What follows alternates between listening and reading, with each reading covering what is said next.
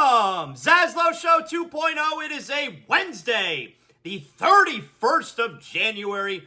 Good to have you aboard, part of the Believe Podcast Network, presented as always by Anidjar and Levine, accident attorneys, 800-747-FREE, 800-747-3733. And of course, there's so much going on. Even we got the big game coming up next weekend, but we got NBA every night. There's college basketball. Hey, we're going to be in Vegas next weekend, right? That's right. Specifically, San Francisco, Kansas City. You got to check out all the action. And it's at BetOnline, your number one source for playoff odds, stats, trends, lines, with everything from the point spreads to hundreds of player performance props. Head to BetOnline today to stay updated on all the action. BetOnline, the game starts here. Glad to have you here with us.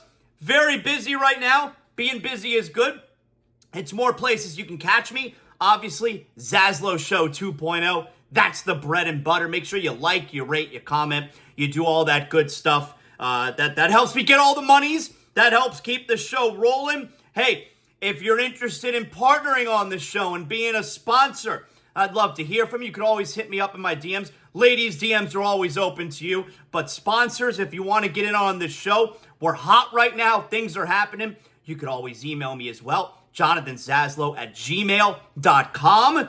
And if you think it's good for your business, if it works for me, we get together and everybody's happy. So I'd love to hear from you in that regard. This morning, I was on Driving the Line with my guy Jonathan Coachman, the coach, and Alan Bell. I'm going to be doing a lot of stuff, it seems, with them. So if you didn't catch that this morning, you don't know about it, it's a new venture for Coach and for Alan Bell. So Driving the Line, go to youtube.com and you just type in Driving the Line. You can find it right there. It's a sports betting show.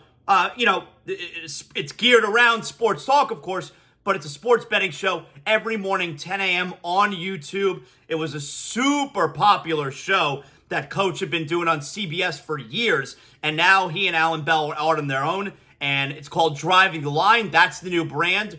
They got a big audience. It's super popular, and it's brand new because now they're out on their own, and I obviously know what that's about, doing ZASLOW Show 2.0 out here on my own. So I'm going to be a regular, it would seem, on that show. I'm excited about that, so go check it out. I was on with them this morning, Driving the Line. Go to you can follow them on social media, but go to the YouTube channel, subscribe, and do all that. Last night, ESPN Radio. You guys know I'm on ESPN Radio a lot now, and I got the call last minute. Normally, I tell you guys at the start of ZASLOW Show 2.0, I'll let you know, hey, we're on with my girl Amber Wilson, best girl, tonight, filling in, Amber and Ian. Well, I got the call last minute last night, which I do have to tell you something funny about that, but I got the call last minute, so if you missed that, I put a link on social media of the show last night with Amber. I thought it was especially fun. We did a lot of laughing, and that means it's a great show. That means everybody has a good time.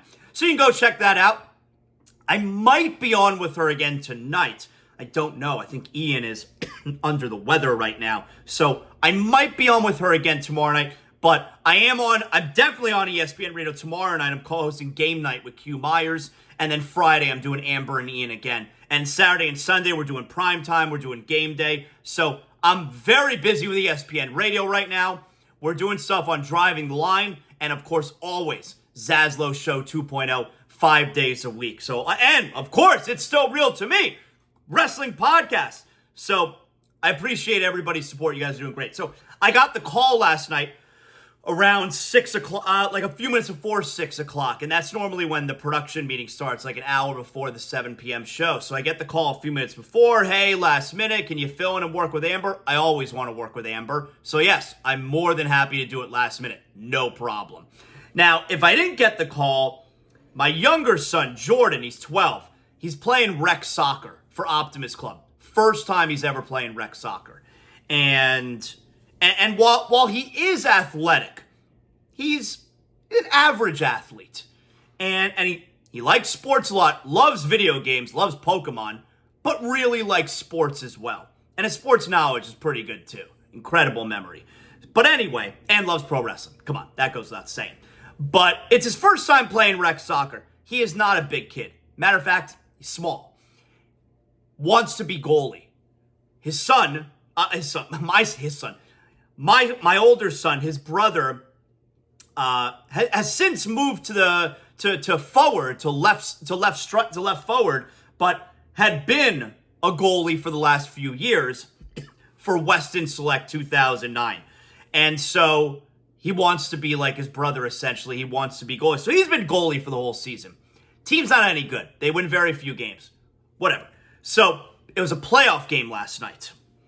And I was going to go to the playoff game, of course, but I had to work, and that's fine. So my wife gives me the updates throughout the game. They're going to overtime.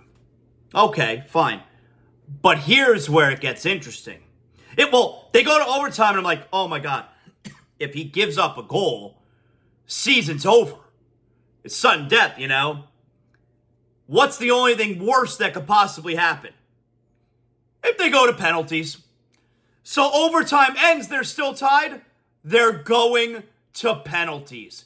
So my son Jordan, who is a sensitive boy, and like I said, average athlete, he is now alone on the field. It's penalties. It's a playoff game.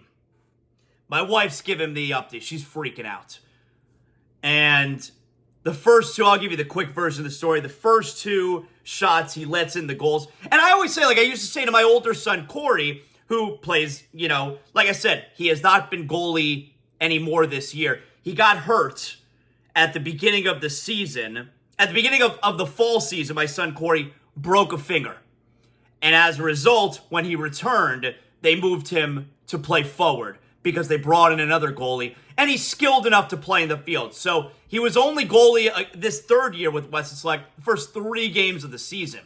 And now he's actually, my older son Corey just got out of a cast today because he had a fracture in his ankle. So he's going to miss the start of this season. He's been to cast the last couple weeks. Now he's in a walking boot the next couple weeks. So he's going to miss the start of the spring season also.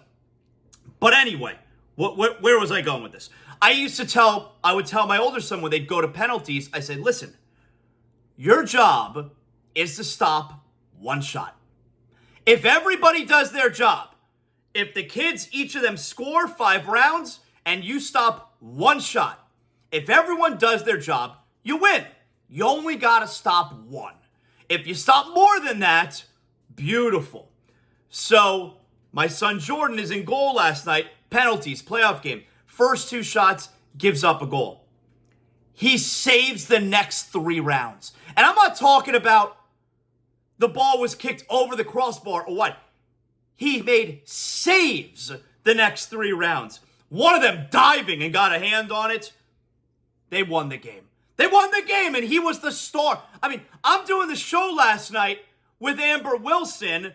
I'm concentrating on the show while I'm away to these text updates, save, goal, save. They're at the penalties. And then you get the final one. They won. And he was the star. Made 3 saves. They win the game. Now they're playing another game tonight. They'll probably lose. But it doesn't matter because and it doesn't even matter how he plays now going forward because his season was made. It was such a big night for him. Like I said, he's never been the star of sports. It's not really his thing. And that night last night, he will remember for the rest of his childhood.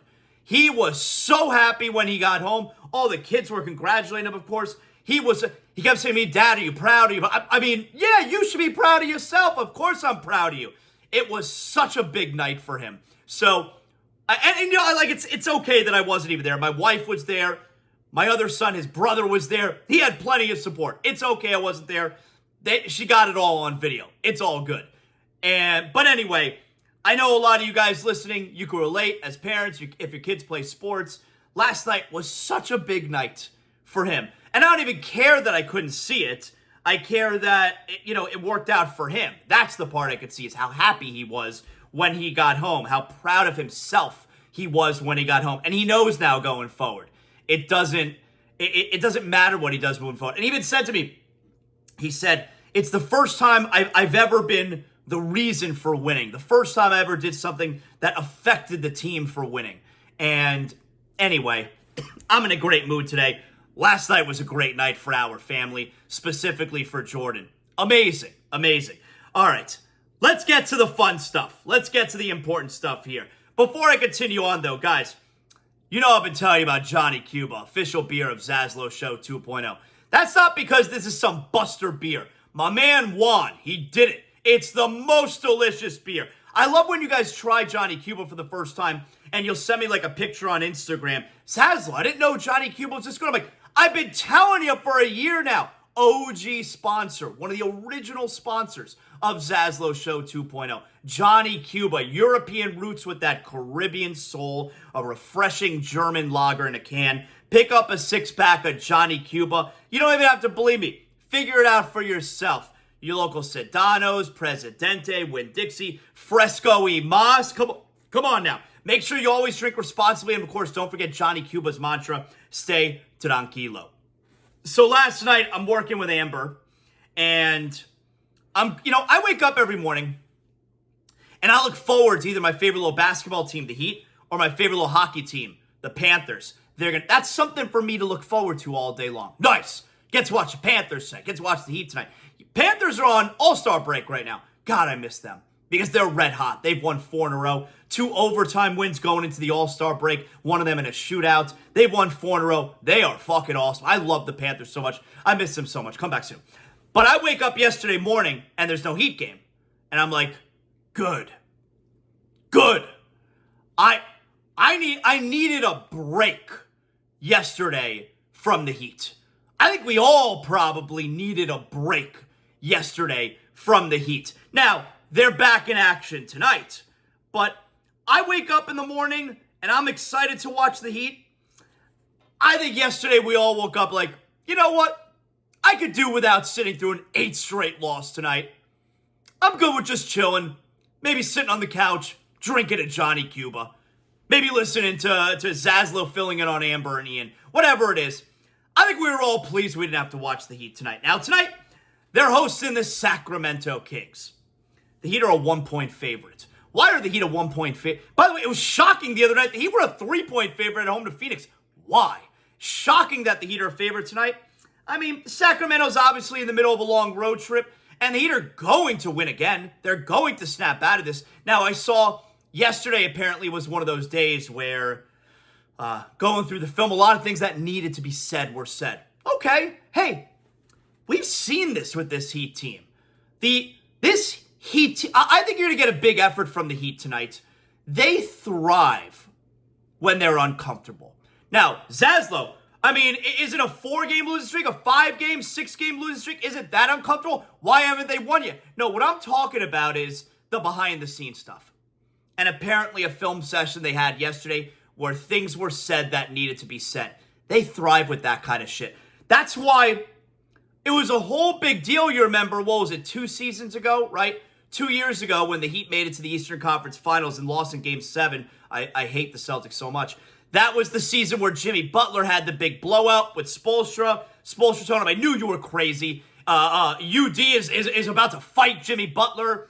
And you thought that things were imploding. That's not a big deal to the Heat. That stuff happens behind the scenes. They love that stuff. They thrive in that type of atmosphere. And that's probably the type of stuff that went down yesterday in the film session. And just like they went on a big win streak after that Jimmy Butler incident a couple years ago, they're going to get back out there, they're going to snap this streak, and they're going to really get going. Because this team thrives in those kind of moments. So I do think you're going to get a big effort from the Heat tonight. And I do think a lot of the talk surrounding the Heat right now, and we're going to get to that, I think it's a major overreaction. Because you're telling me that this Heat team, and by the way, it was only a couple weeks ago. It's like, they were 8 games over 500. They had just won that game against Brooklyn, which they barely won, right? Like by a point. But they were 8 games over 500 for the first time this year. And you got guys like me who are talking about how much better they are right now than they were last year. How much more talented they are right now than they were last year. And I'm telling you, I'm thrilled they didn't do the Damian Lillard trade. Now, I still believe that. I still think that worked out for the Heat, which, by the way, big night in the association tonight. Speaking of which, Damian Lillard, Portland. We'll get to that. Don't go anywhere. But are you telling me that you think we're going to get to the postseason and I'm not going to be confident about the Heat's playoff chances? You're telling me... Now, a 7-game skid is really ugly. It's fugly. But you think this organization, you think this team, we're going to get to the playoffs after everything we know about them, especially over the last few years, they're going to get to the playoffs and you're not going to be confident in them being able to play with whoever they play against? A 7-game skid is so damn ugly. They're going to be fine. They're going to be just fine. And I know it's hard for you to believe that right now, but I think we get a big effort out of them tonight. Again, it's a pretty good Sacramento team that's in the middle of a long road trip. But I think you're going to see that whatever was aired out yesterday is going to wind up being a good thing for this team. So let's talk about some of the narrative around the team right now. And yes, a 7-game skid is ugly, and the Heat deserve all the criticism being hurled their way. They deserve all of it. Kendrick Perkins, last night on Amber and Ian, we did a segment called Kendrick Perkins Says Crazy Things. One of those crazy things, and I'm not gonna, do that here with you guys, but one of those crazy things was talking about Steph Curry asking out of Golden State. I mean, that really is where today's NBA analysis is, right? That's how you get the eyeballs. That's how you get the mentions. Is you got to say stuff like Steph Curry is eventually going to ask out of Golden State, which, by the way, I don't think is ever going to happen. I don't think he's ever going to play for anyone not called the Warriors. But in a segment last night that I did with Amber called Kendrick Perkins Says Crazy Things, give this a listen here, where Kendrick Perkins believes, this on NBA Today yesterday, and Kendrick Perkins believes that it's time for the Heat and Jimmy Butler to move on from each other.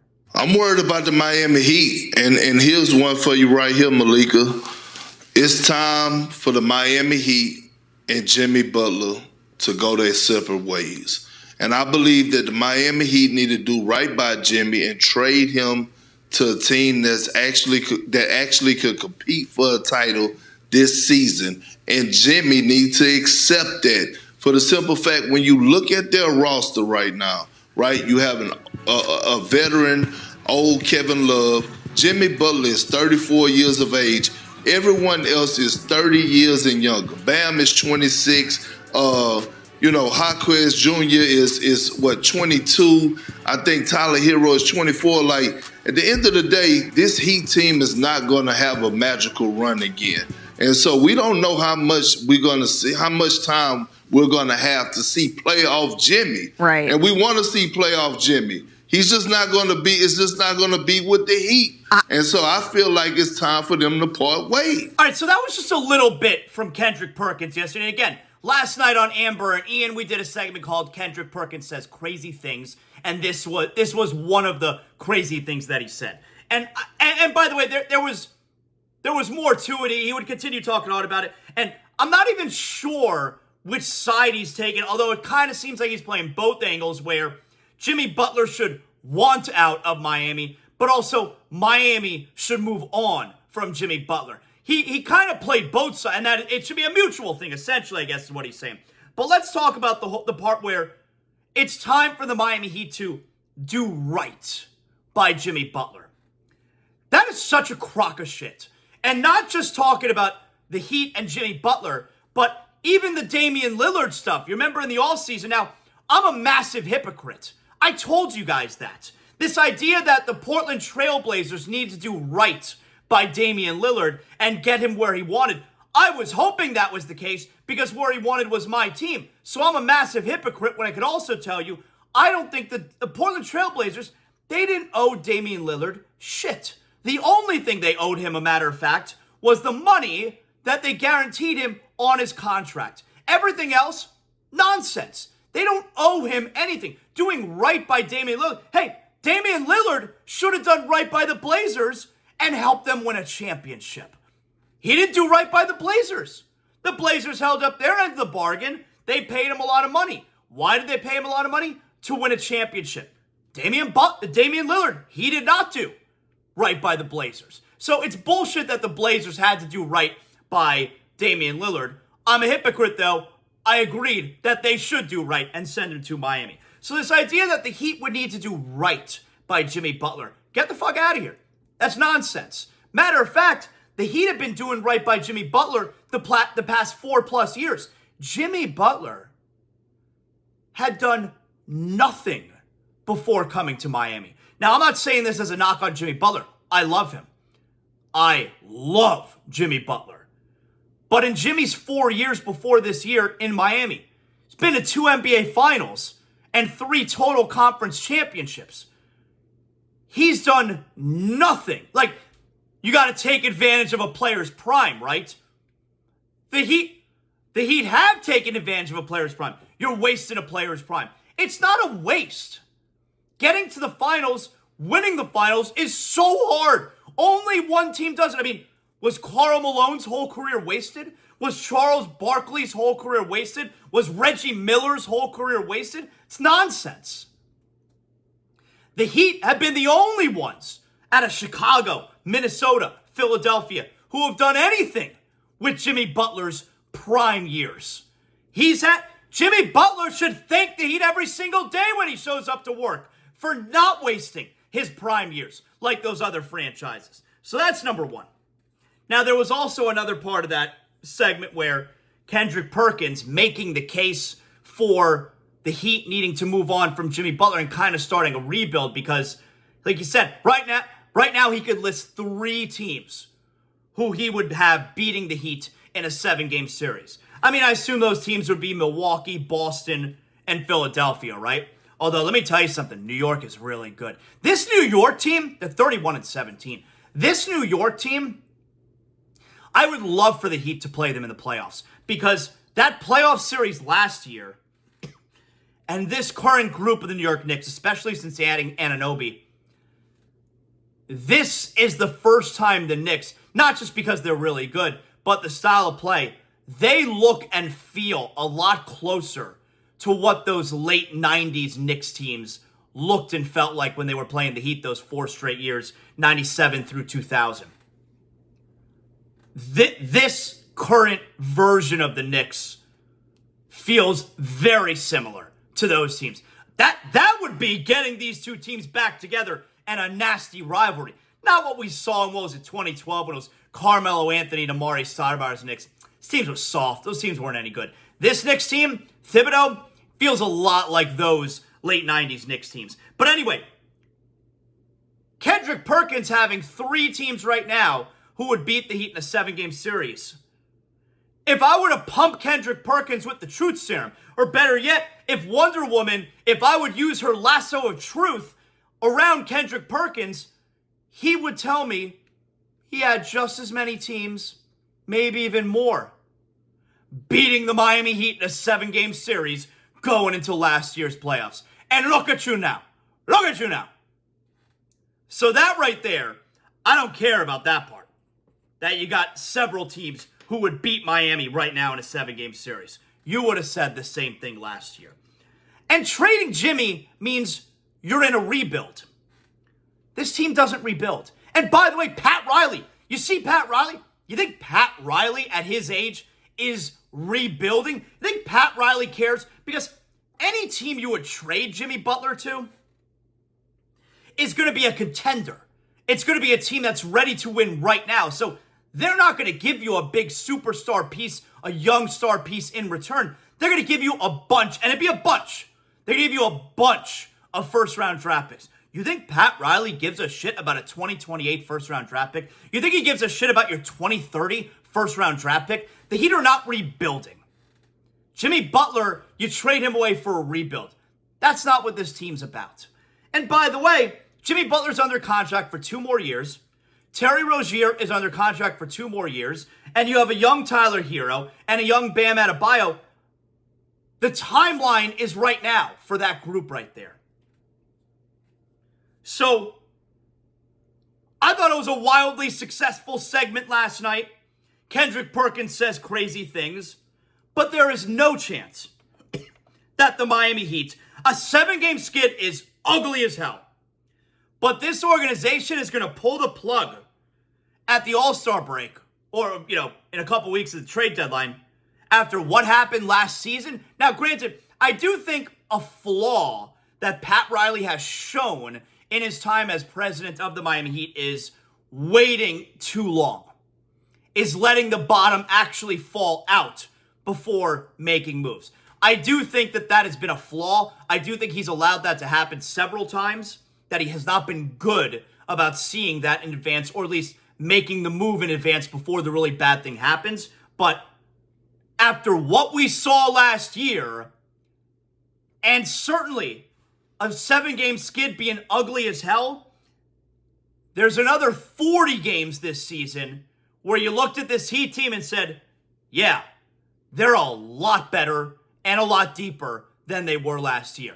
And though not only will they get back to what that team looked like, but Eric Spoelstra, in his 15, 16-year career as head coach, literally every single year, his team is better in the second half of the season. They never peak and then dip down going into the postseason. His team always is ascending going into the postseason, and it will be the same thing this time around. Butch up, Heat fan. Get through this stretch right now. It's very ugly. It's going to be over soon, likely tonight, and this team is going to get back to playing great basketball. Tell them.